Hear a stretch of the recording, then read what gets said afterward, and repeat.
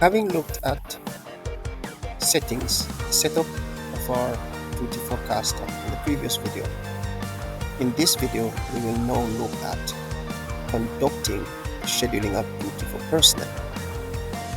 As a prerequisite to do so, from the previous video, we have seen where we had prepared the master list, which include the rank, regulation number, surname, first name, middle name where applicable, the date of enlistment, date of birth, and the first driver status for all the personnel within the list. Therefore, having done so, this eliminates the need for typing in any way, shape, or form. For the most part, we will be using our drop-down list. Now, in order to perform scheduling, the first thing is to ensure that we have accurately selected the date. Now, for demonstration purposes, we'll select 2025 because I want you to note that based on the year you've selected, it actually populates the listing with all the starting Sundays, all the Sundays that are within the year, and 1 week within the preceding year and 1 week within the succeeding year. So the last Sunday in the preceding year and the first Sunday in the succeeding year is usually included. So we have the 4th of January 2026 and we have the 29th of December 2024 because the year actually focuses on 2025. However, we are not in 2025, so let's go to 2024, and in so doing, it is again pre-calibrated for you. So you will never have an issue in terms of the management of the date thereof. Now to the bottom right of my screen, we see where today is the 29th. So therefore, being the 29th of June, we will be scheduling for the 30th, the coming week. So in that regard, we've selected the 30th of June.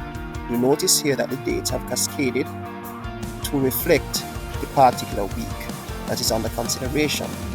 Even in terms of our headers, we see where it says it's from June 30 to July 6, 2024. All of that is properly managed for you. You do not have to worry about that. As I said before, in this sheet, it is little or no typing. It's just selecting, purely selecting. So let's go. So starting from the very top, we take the inspector, Mr. Pigeon, for the purpose of this exercise. He has no regulation number, but that's okay.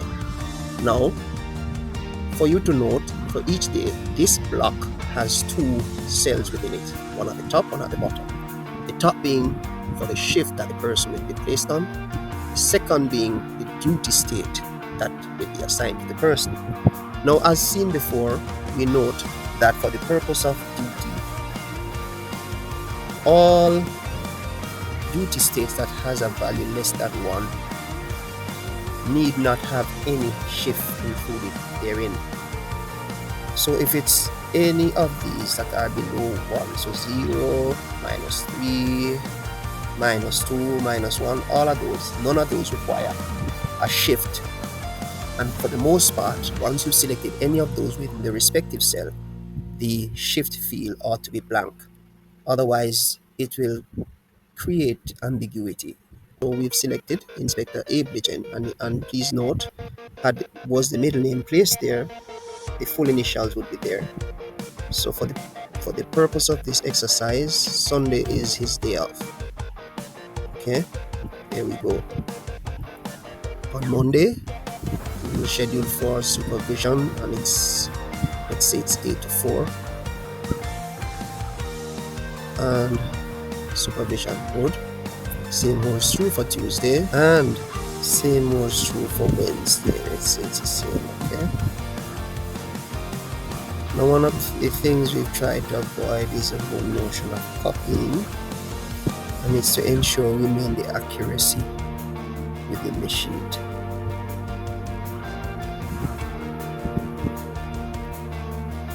So, as we said before, it's supervision. Friday the same. Let's give them 8 to 8. And we have supervision. Saturday being a day off. Now,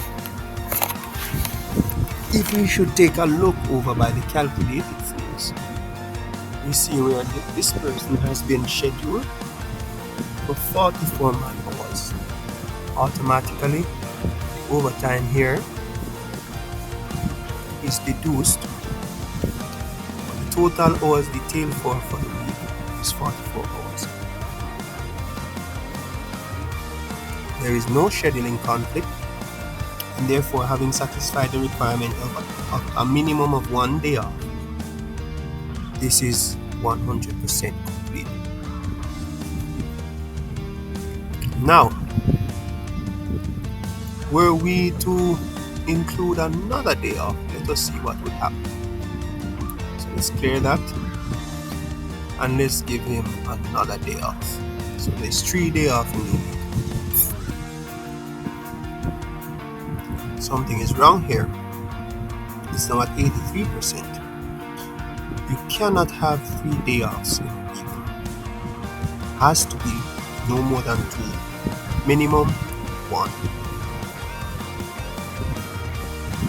However, I want to demonstrate something else to you. So we want to know what is a scheduling conflict.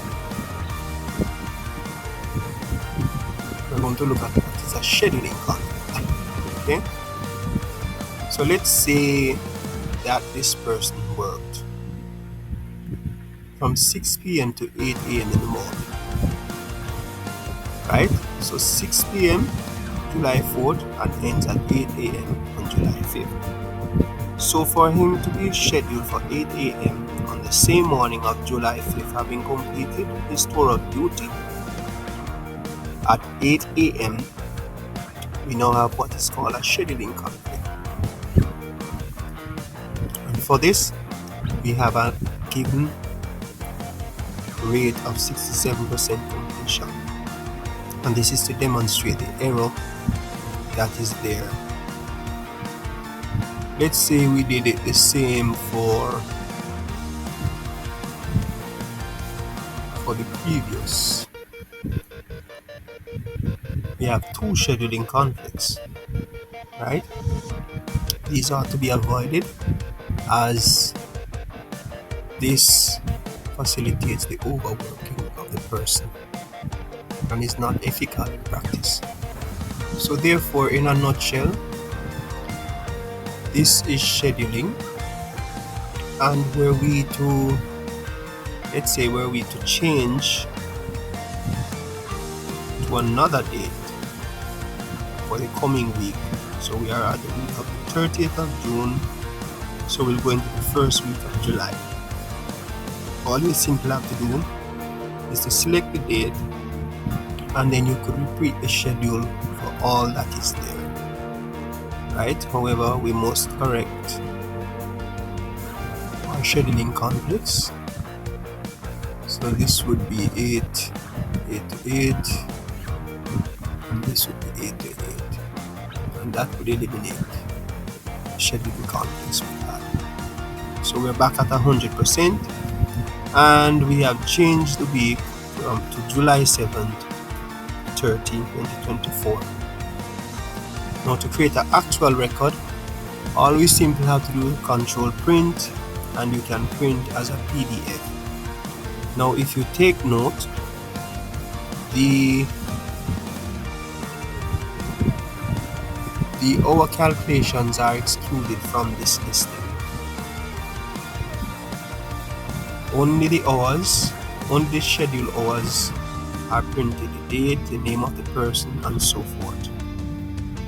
That aspect is merely for information in relation to the person that is actually doing the duty detail. And so in a nutshell, that's basically how you schedule duty. Thank you and goodbye.